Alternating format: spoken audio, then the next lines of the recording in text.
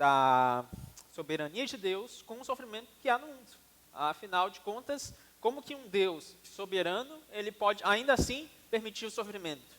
Esse é um dos grandes dilemas da fé cristã. Como que um Deus santo, um Deus justo, um Deus perfeito, um Deus que não existe sombra de maldade alguma, como que um Deus assim, ele permite o mal, a morte, a doença, o pecado no mundo? E essas coisas assolam muitas vezes a nossa mente, o nosso entendimento e a nossa compreensão. Quem nunca leu uma passagem das Escrituras e ficou confuso? Com tanto sofrimento, com tanta morte, com tanta dor, quem nunca ficou sem entender passagens onde verdadeiras mortes em massa foram realizadas, autorizadas pelo próprio Deus? É assustador de fato. E muitas vezes ficamos nesse dilema, como assim? Principalmente no início da nossa fé, nós fazemos esses questionamentos. Como Deus pode permitir essas coisas? Que assustador, que coisa mais aterrorizante, que Deus é esse? Um Deus que parece bipolar, uma hora está tudo bem, tratando o seu povo com toda a bondade, outro momento fazendo fogo descer do céu e a terra se abrir, engolir pessoas vivas. Que coisa horrível. Na aula passada, vimos propósitos do sofrimento. Meditamos especificamente a respeito de propósitos do sofrimento na vida dos seus servos. Vimos que sim, Deus possui muitos propósitos com o sofrimento na vida das pessoas que foram alcançadas por Ele. E à medida que nós sofremos, nós vamos sendo santificados também. A santificação, ela não ocorre no piscar de olhos, no estalar de dedos, mas ela é algo progressivo. E uma das principais ferramentas para a nossa santificação, nós vimos na aula passada com diversos textos das Escrituras, é o sofrimento. E através do sofrimento, vimos também, em última instância, refletimos o próprio Cristo, que sofreu por nós para nos salvar, para nos dar vida, levou a ira em nosso lugar, para que nós não sejamos alvo do juízo de Deus. Isso foi o tema da nossa primeira aula. Hoje, porém, nós vamos ver que os propósitos de Deus com o sofrimento no mundo, são distintos dos propósitos de Deus nos sofrimentos dos seus servos. Deus, ele permite o sofrimento em todo mundo, mas ele possui propósitos em todo mundo e especificamente na vida de seus servos. Na aula passada, nós nos concentramos nesses propósitos na vida dos seus servos. No entanto, os propósitos de Deus não se limitam aos propósitos na vida daqueles que temem a Deus. Deus também possui propósitos com sofrimento em todo mundo. E é justamente isso que nós queremos meditar na aula de hoje. Quais são, afinal, os propósitos de Deus com o sofrimento em todo mundo? E agora pensando não somente em crentes, em descrentes também. Quais propósitos Deus possui ao permitir o sofrimento em todo mundo criado? O que ele realmente quer realizar permitindo essas coisas que são tão obscuras? Em primeiro lugar, uma passagem que eu gostaria de ler está lá em Jó, capítulo 1. Se você quiser abrir comigo. Jó. O livro de Jó é uma das grandes referências bíblicas quando nós pensamos em alguém que sofre. Jó era alguém temente a Deus. No entanto, nessa passagem em específico, ele fala algo a respeito que se aplica não somente às pessoas que são tementes a Deus, mas ele fala algo que se aplica quando nós pensamos também no sofrimento, numa perspectiva maior. Jó 1, versículo 21.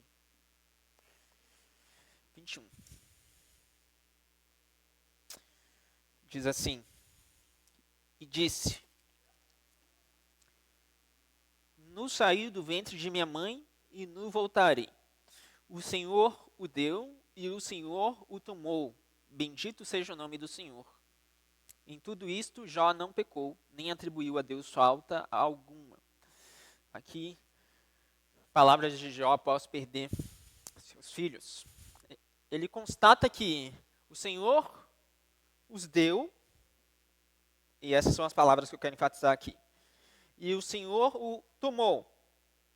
Nós, se inserirmos a palavra vida aqui, o Senhor deu a vida e o Senhor tomou a vida. Com a leitura bastante pesada de se fazer. Como assim? O Senhor tomou a vida? O Senhor permitiu com que a vida fosse tirada.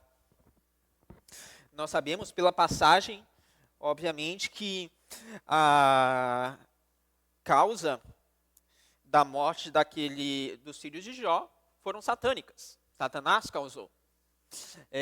Satanás queria pôr Deus à prova. No entanto, nós aprendemos também com a passagem que nenhuma causa satânica é decisiva.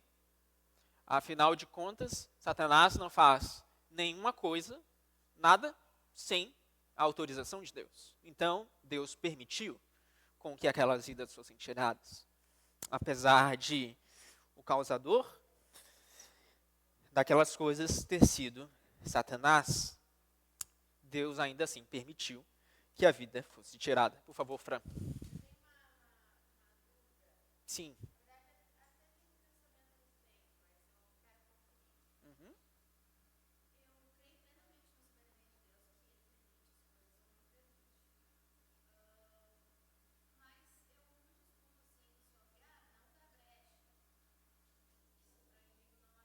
Sim.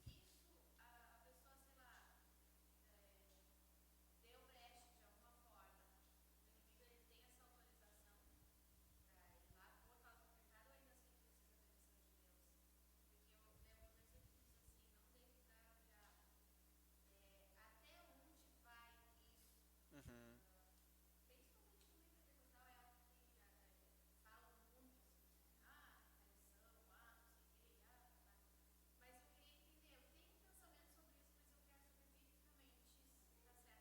Sim, perfeito.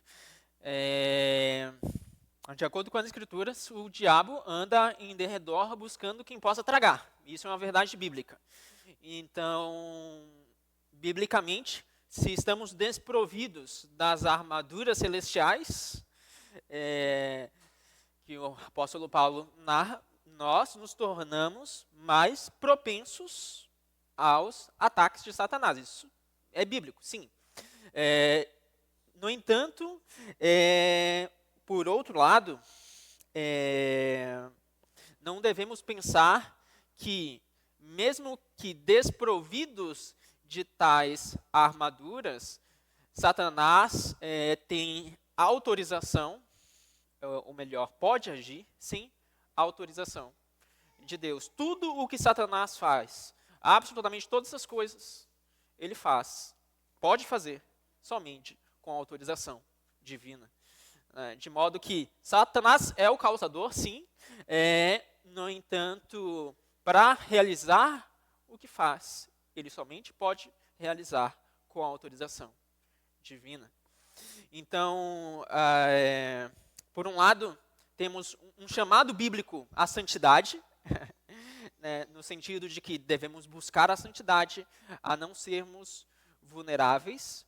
Por outro lado, temos também a questão da soberania de Deus, no sentido de que, por mais que muitas das vezes estejamos vulneráveis, Deus, de fato, ele só permite a ação de Satanás quando existe de fato a sua permissão. Ou melhor, Satanás só age quando existe a permissão divina. E muitas das vezes também, quando estamos fortalecidos espiritualmente, quando não existem essas brechas, Satanás age do mesmo modo. Em verdade, podemos pensar em Jesus no deserto, por exemplo, sendo tentado ali. Jesus estava, enquanto filho de Deus, ele estava enfraquecido fisicamente, mas não podemos dizer que ele estava enfraquecido espiritualmente. Em Jesus não existe fraqueza espiritual, não existe inclinação para o pecado. Mas ainda assim, ele foi fortemente tentado por Satanás. Então, não podemos dizer que a tentação vem porque nós demos brecha. A tentação vem inevitavelmente. Mas, é claro, nós temos que, em todo tempo, estar buscando a santidade. Não sei se era por aí a tua pergunta e não sei se te respondi.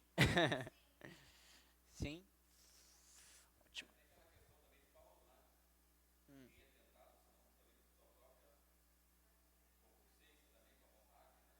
Sim.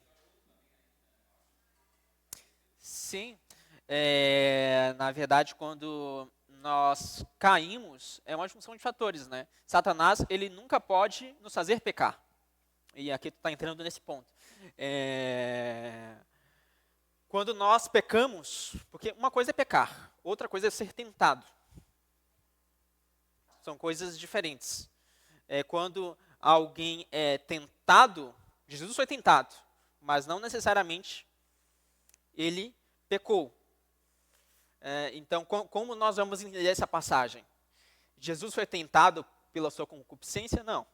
Jesus não tem concupiscência. Então, como ele foi tentado? À luz do contexto maior dessa passagem, podemos compreender que o que o apóstolo quer dizer uma pessoa só se inclina a pecar, só se inclina a abraçar o pecado, a tentação, de fato, se de fato ela alimenta concupiscência no seu coração. Então, alguém só cai por conta do seu pecado. Satanás, ele não pode simplesmente nos possuir por completo e nos fazer pecar. E se alguém é possuído por Satanás, esse alguém já estava propenso a isso por conta do seu pecado. Então, são...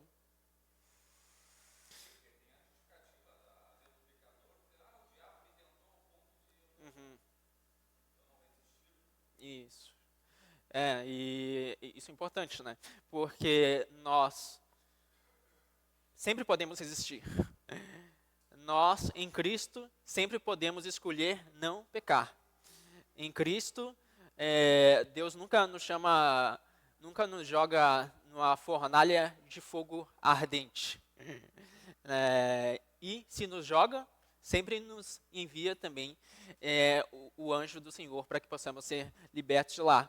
Ele nunca nos dá um caminho onde o destino certo seja o abismo. Não, nós sempre temos a oportunidade de fazer o que é reto e o que de fato agrada ao Senhor. Boas considerações. Então vamos lá. O ponto aqui que eu queria ressaltar em Jó é que no versículo 21 nós temos um direito que Deus tem e muitas vezes nós ignoramos isso. O Senhor o deu e o Senhor o tomou. Irmãos, assim como Deus Deus nos dá a dádiva da vida, Deus tem o direito também de tomar a vida. E isso às vezes é difícil de aceitar, de crer e de refletir.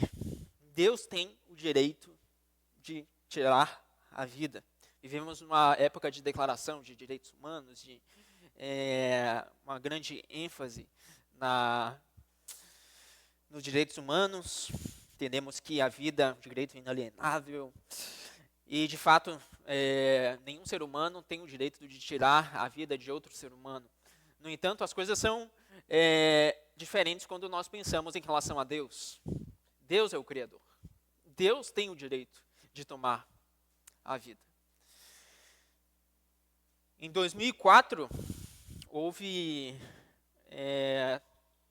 creio que o maior tsunami já registrado na história do mundo, no Oceano Índico. Talvez vocês se recordem, em 26 de dezembro de 2004, um grande tsunami ocorreu ali, dadas as movimentações das placas tectônicas.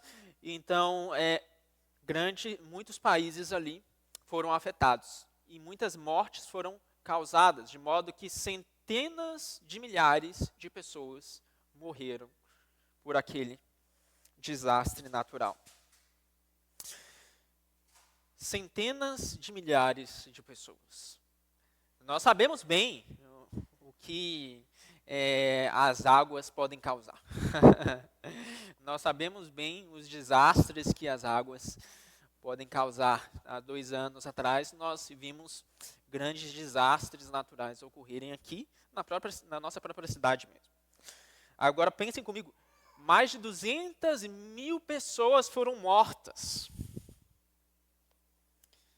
num só dia, num período de tempo extremamente curto. Por que Deus permitiu esse tipo de coisa? Por que Deus permite tamanho sofrimento assim? Por que Deus permite com que essas vidas sejam tiradas? Crentes, não crentes, pessoas das mais variadas nações, das mais diferentes línguas, etnias, mortas no mesmo dia. Sem contar as centenas de milhares de familiares que ficaram desesperados, enlutados, traumatizados e que até hoje carregam consigo as marcas daquele grande desastre que ocorreu apenas 22 anos atrás.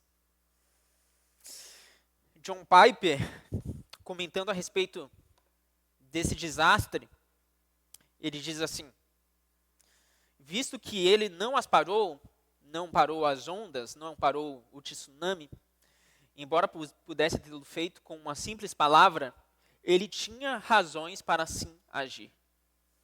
Ele não age caprichosamente, aleatoriamente ou sem ter um objetivo. Se ele permite que algo aconteça, é porque tem um propósito. Esse ponto de vista despertou reações furiosas. De fato, minha impressão é que sempre que há um desastre natural que causa sofrimento e morte humana, a maioria dos cristãos parece ter antipatia a qualquer afirmação de que o Senhor deu e agora o Senhor tomou. Muitas vezes nós temos antipatia, aversão a essa compreensão de que o Senhor tem o direito de dar e o direito de tomar também. O Senhor tem o direito de permitir com que as ondas cessem, mas que as ondas também continuem.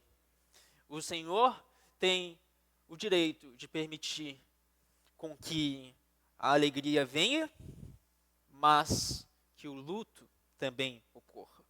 Reinaldo, por favor.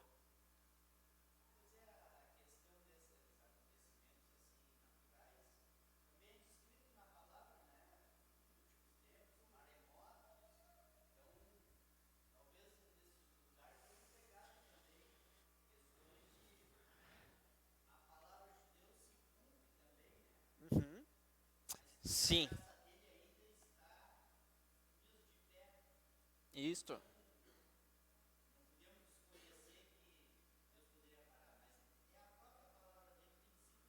Uhum.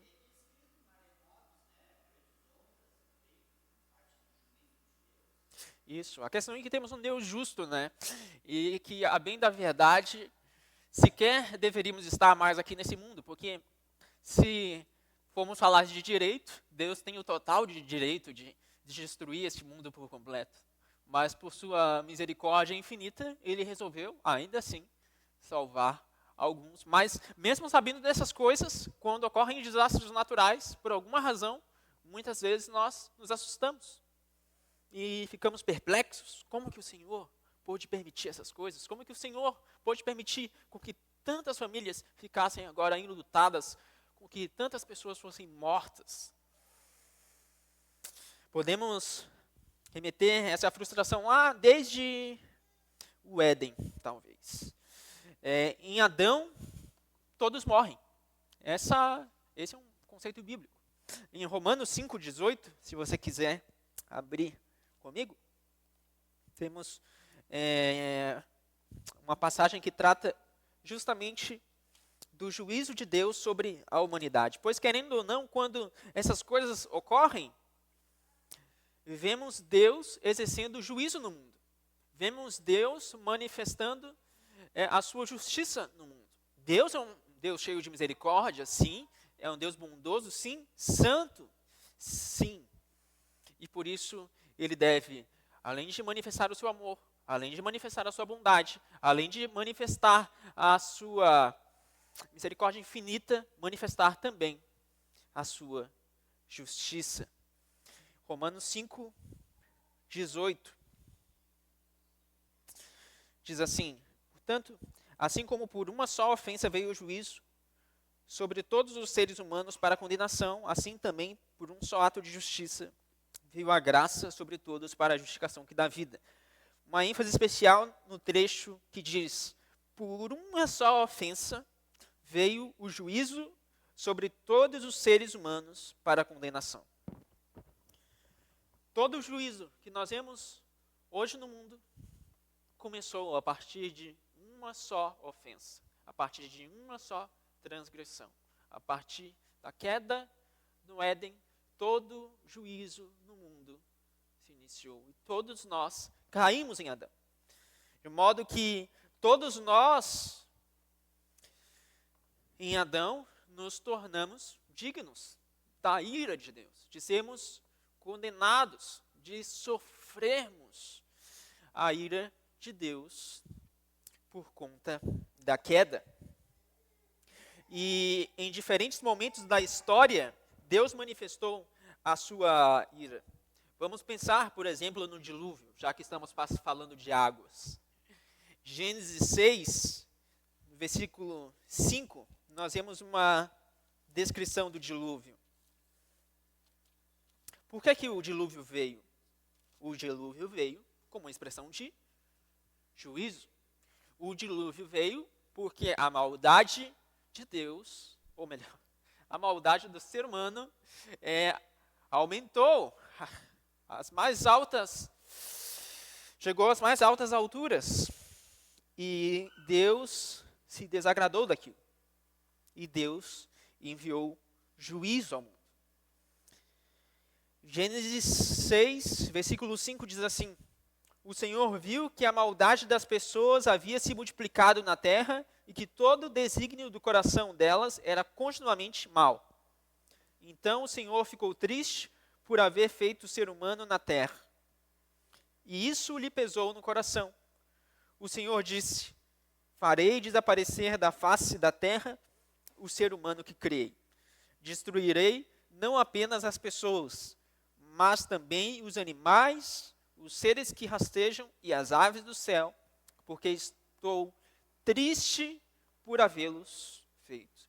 Deus se entristeceu de ter criado, não somente o ser humano, mas de ter trazido ao mundo, de fato, aquilo que ele fez no início de Gênesis. E Deus, ele trouxe um grande juízo.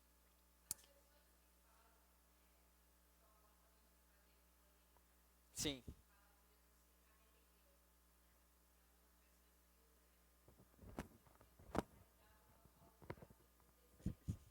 Sim.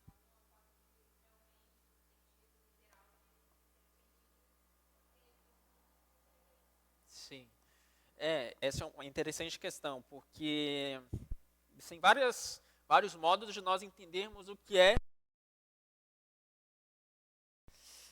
o arrependimento. Quando nós falamos em termos de conversão, é uma mudança de rota, né?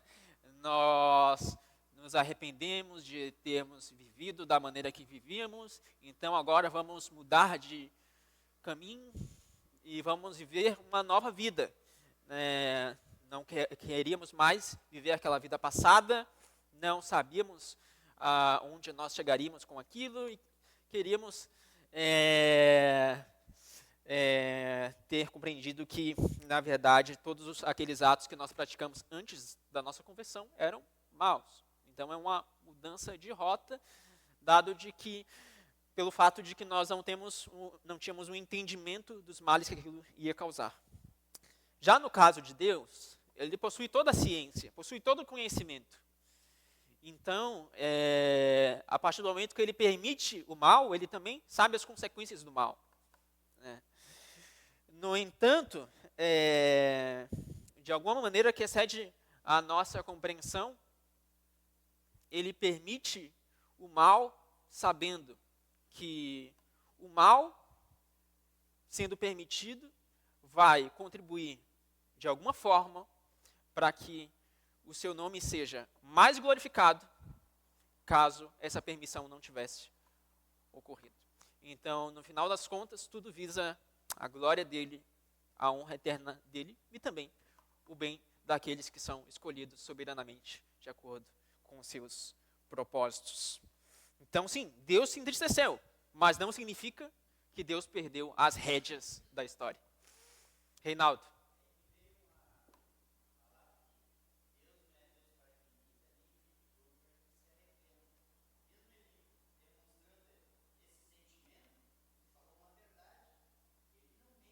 Uhum.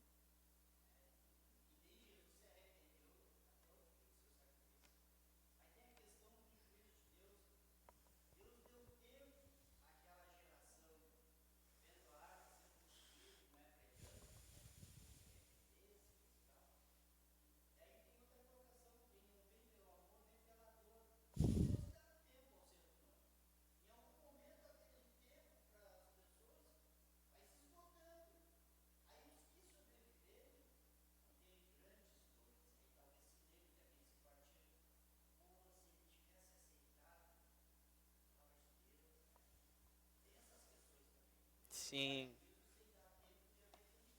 claro. Isso.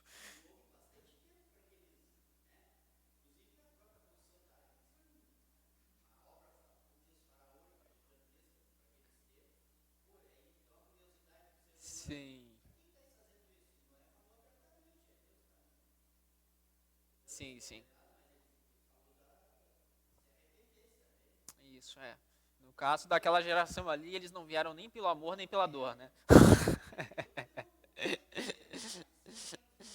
Sim, é verdade.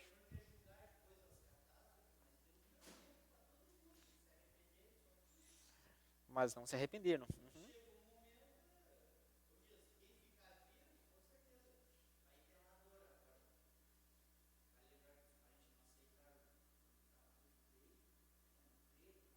É interessante que Deus podia ter julgado todo mundo ali, né? Ele podia ter destruído toda a humanidade. Mas Deus nos diz lá em 1ª e 2ª Pedro, que Deus preservou 8 pessoas. Possivelmente Noé, sua esposa, os 3 filhos de Noé e as esposas dos filhos de Noé. 8 pessoas preservadas que deram aí, que foram expressão da misericórdia de Deus e também instrumento para que o Salvador viesse ao mundo. Então, ao mesmo tempo que vemos o juízo vir, vemos também a misericórdia de Deus ser demonstrada. E existem outras passagens das Escrituras que nós vemos claramente o juízo de Deus ser demonstrado muito firmemente. Podemos ver em Êxodo, por exemplo, na ocasião da Páscoa. Lembrem-se quantas pessoas foram mortas naquela ocasião, quando os israelitas estavam saindo do Egito. Né? Lembrem-se das 10 pragas do Egito, e que a 10ª foi a morte de todo o primogênito egípcio, todo aquele primogênito que não tivesse a sua casa marcada pelo sangue do cordeiro e não celebrasse a Páscoa. Sim.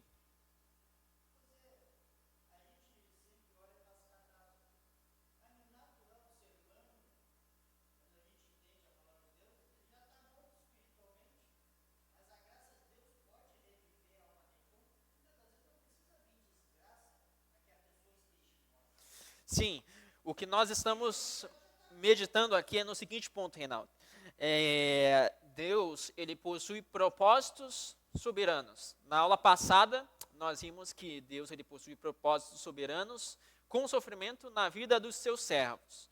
Hoje nós estamos vendo que Deus possui propósitos soberanos com sofrimentos em todo o mundo, inclusive em meio às catástrofes, em meio aos desastres naturais, em meio a essas passagens estranhas das Escrituras, Deus possui propósitos também.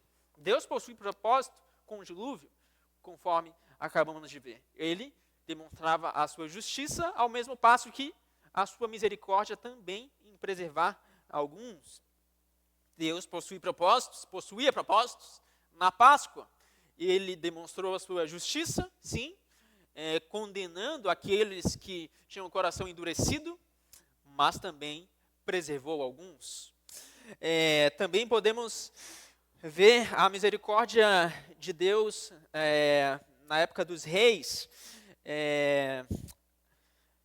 quando ele livrava Israel dos exércitos inimigos, mas, por outro lado, também vemos a sua justiça.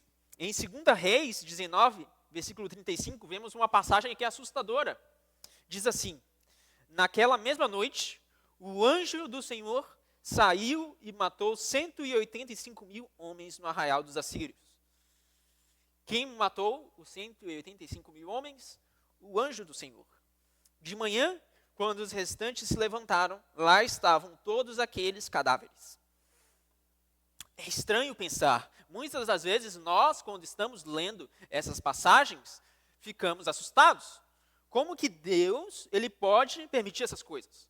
Como que o próprio anjo do Senhor faz essas coisas? Mas devemos entender que o nosso Deus é um Deus misericordioso, justo, e que ele sim, ele tem o direito de dar a vida, e tem o direito de tomar a vida, afinal de contas, tudo provém dele. E, por fim, mas não menos importante, Deus, ele possui, e essa é a nossa ênfase especial, ele possui um propósito especial nos sofrimentos dos seus servos. Quando cristãos sofrem, Deus possui propósitos que são diferentes dos propósitos de quando não cristãos sofrem. Um missionário famoso chamado Henry Martin, ele disse assim: conforme todas as aparências, isso ele relatou em seu diário, este ano será mais perigoso do que qualquer que já tive. Mas, se eu viver para completar o Novo Testamento persa, minha vida, depois disso, terá menos importância. Mas se a vida ou a morte for meu quinhão, que Cristo seja engrandecido em mim.